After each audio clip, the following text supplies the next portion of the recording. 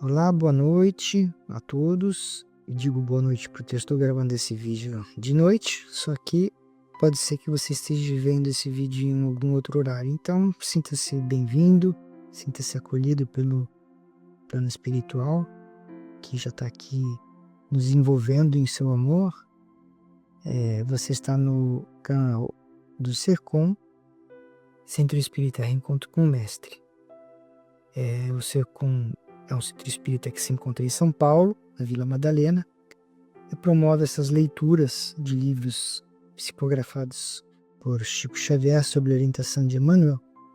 Todas as sextas-feiras nós fazemos a leitura gravada, né? E todas as quartas-feiras fazemos palestras ao vivo. As palestras podem ser frequentadas, é aberto ao público. Começa às 7 horas e vai até às 9. E aqui nas sextas-feiras, né, toda sexta-feira a gente faz a leitura, somos vários leitores, né, eu sou um dos leitores. Estamos no capítulo 141 do livro Caminho, Verdade e Vida e vamos dar continuidade, tá? Vamos primeiro então levando os nossos pensamentos a Deus, Pai, a Jesus, aos nossos mentores, agradecendo e pedindo a eles a sustentação, para que possamos fazer uma leitura proveitosa, tirar dessa leitura todo o conhecimento que possa nos auxiliar para melhor compreendermos as mensagens de Jesus e botá-las em prática no nosso dia a dia. Assim seja, graças a Deus. Bom, o título por si só já é curioso, bem interessante, né? Pior para eles. Esse título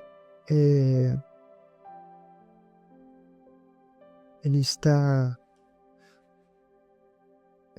tem a ver com uma leitura de Isaías, que está no Evangelho de Lucas, capítulo 4, versículo 21. Eu vou ler aqui, e depois a gente contextualiza um pouco para a gente entender.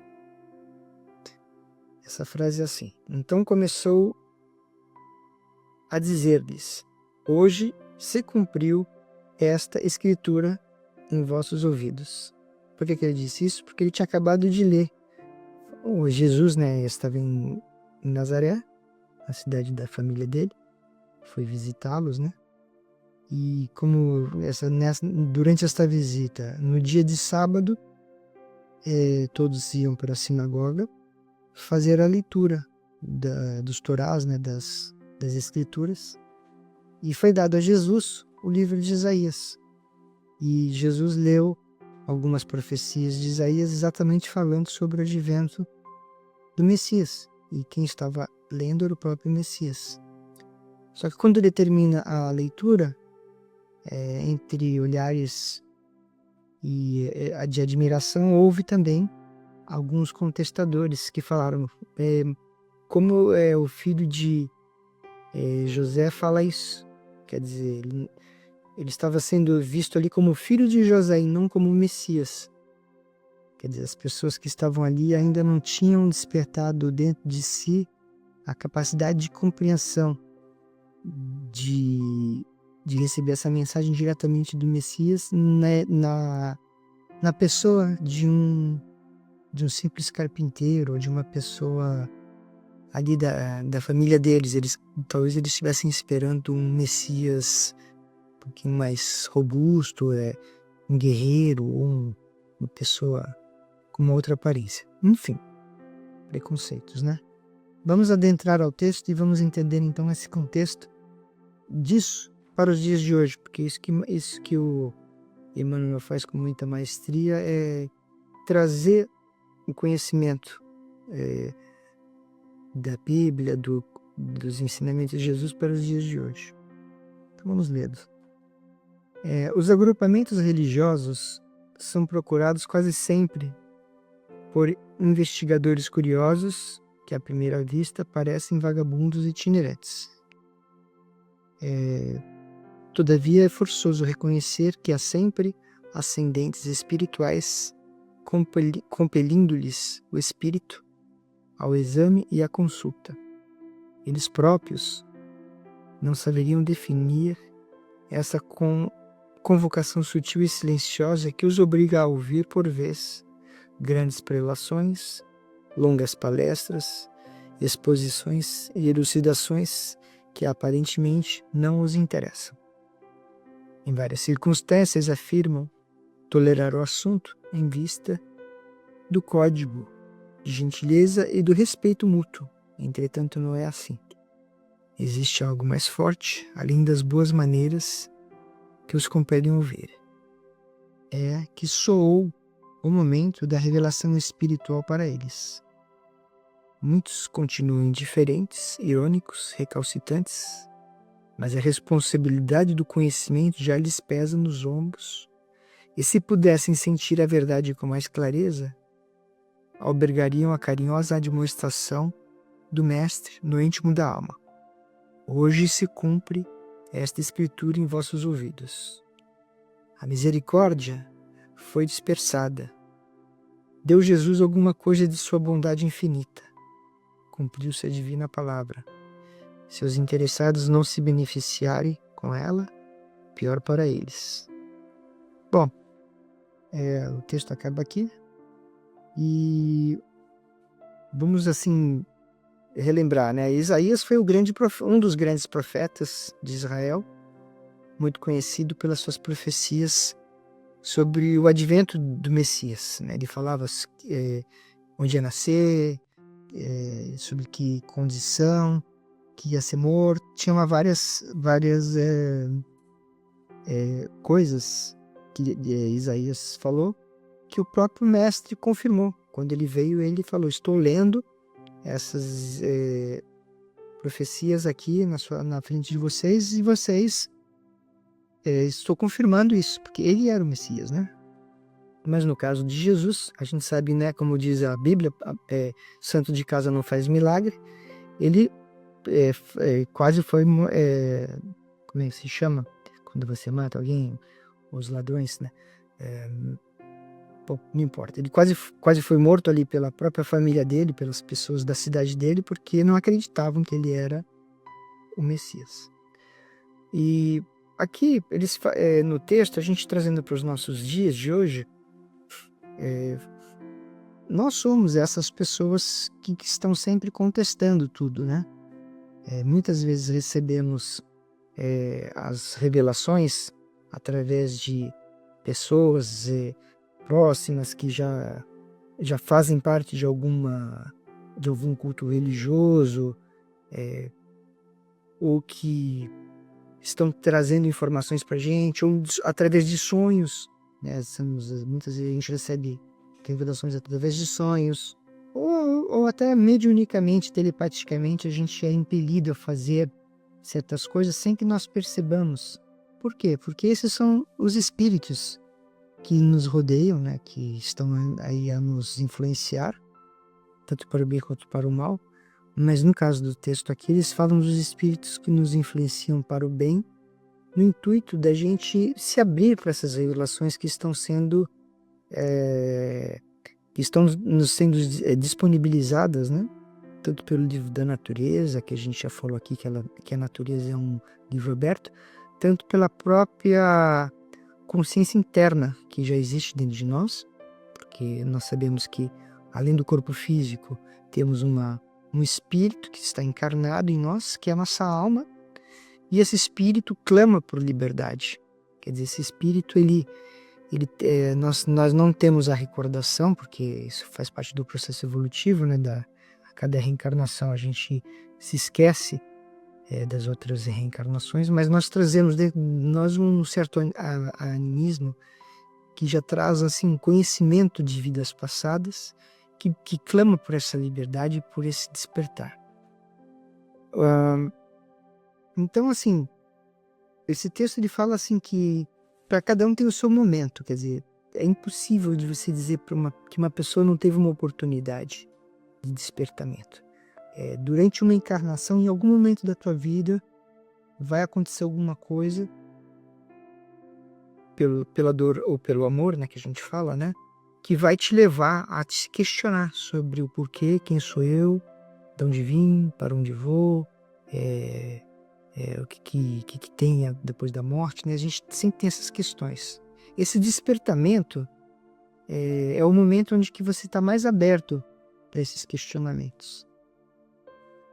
Digamos assim, que os espíritos que nos rodeiam, que nos auxiliam, que é o nosso mentor, a gente fala, em outras religiões a gente fala o anjo da guarda, ou os orixás, ou os grandes mestres, né? Os devas, que não importa o nome, cada religião vai ter um nome, mas são os espíritos bons, né? Os espíritos de luz, que têm como missão de nos acompanhar e de nos orientar. Assim como nós também teremos essa missão, em algum momento da nossa vida, de orientar os nossos filhos, de orientar os nossos alunos, ou apenas de amparar os nossos amigos, né? Só que nós não podemos obrigar ninguém. Quer dizer, por mais que nós queiramos ajudar as pessoas, dando-lhes conselhos, mostrando o caminho, a pessoa tem que percorrer o caminho por si própria, pelos seus próprios pés, e ter a experiência pela sua própria necessidade, né, do momento que ela está vivendo. Isso a gente chama de livre-arbítrio. As pessoas podem escolher ir pelo caminho da porta larga ou da porta estreita. A pessoa pode decidir ser paciente e esperar o momento certo de fazer uma coisa, ou se jogar de cara e tentar, batendo com a mão na ponta da faca, resolver os problemas. A gente sabe, né? Os problemas da juventude, que tem muita ânsia de fazer as coisas, e também, por outro lado, os idosos que ficam amargos, né? Então, a gente tem que compreender isso, que cada espírito tem o seu momento, e esse despertamento vai ter para todos. Agora, se a gente vai, como diz o texto aqui, né? Pior para eles. Por que ele fala pior para eles? Assim, todos têm essa oportunidade, todos trazem já essa bagagem das diversas encarnações, dos diversos momentos da vida. Porém, nem todos têm a força para dar o passo, né, para mudar. Olha, eu vou mudar, eu vou tentar, né, me melhorar, fazer algo proveitoso. Não, o cara fica ali acomodado na zona de conforto, ou continua com aquele espírito, isso aí é tudo lavagem mental, isso aí não é para mim, isso aí é manipulação, né? Porque assim, quem quer faz, quem não quer dá uma desculpa, essa que é a verdade. Então assim, por mais que nós queiramos ajudar as pessoas, se as pessoas não querem se ajudar, nada acontece. Então, assim, o texto termina assim, né? A misericórdia foi dispensada. Deu Jesus alguma coisa de sua bondade infinita. Cumpriu-se a divina palavra. Se os interessados não se beneficiarem com ela, pior para eles. Pior porque, se você escolhe o caminho da porta larga, você vai passar por muitos apuros, porque você sabe que você colhe aquilo que você planta. Então, se você está plantando coisa ruim agora, lá na frente você vai colher muita coisa ruim também. Então, fica essa reflexão para a gente entender que as coisas não são assim aleatórias, né? Que nada acontece por acaso. Tem muita coisa que acontece na nossa vida que são coisas que a gente não sabe explicar. Por que eu estou passando por isso? Por que tanto sofrimento? Por que eu estou passando uma fase tão difícil, né? Às vezes é uma necessidade de você passar por essa fase difícil exatamente para você se questionar. E também as fases boas da vida, né? De você tá passando uma fase boa, por quê? Porque realmente você plantou alguma coisa que você está colhendo, né? E, como diz o Allan Kardec, viver, morrer, renascer. Quer dizer, estamos sempre num ciclo evolutivo. Esse ciclo evolutivo aí, diversas encarnações. Então, meus amigos, eu acho que a mensagem é essa. Vamos tentar fazer as melhores escolhas. Tentar estar aberto para quando a gente receber esse chamado, né? Esse despertamento, a gente segurar isso com unhas e dentes,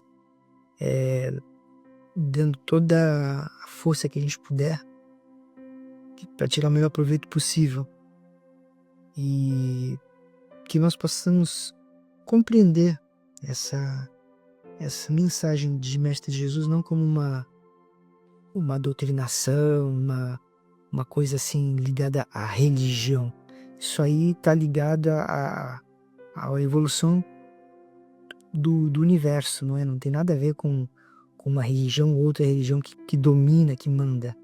A forma de você entender o Cristo é uma entidade cósmica que comanda o planeta, que não tem nada a ver com uma religião ou outra religião. A mensagem do Cristo é a mensagem dele. Agora, se uma religião ou outra pegou e se auto-intitulou dona dessa mensagem, fica a eles da forma como eles interpretarem, né? O Espiritismo traz essa mensagem de uma forma aberta, evolutiva, como se fosse uma releitura das palavras de Jesus interpretadas para o tempo de hoje, para a gente poder colocar no nosso dia a dia. E como Jesus falava em metáforas, nada melhor do que ter Chico Xavier, Emmanuel e tantos outros médiuns que trazem para nós novas formas de compreender as mensagens que já foram ditas há mais de 2000 anos atrás. Ok? Então vamos de novo agradecer a Deus, Pai, Jesus, a todos os nossos mentores, que eles nos protejam, nos fortaleça e nos ajude a compreender melhor todos esses ensinamentos. Fiquem com Deus e até a próxima semana. Assim seja.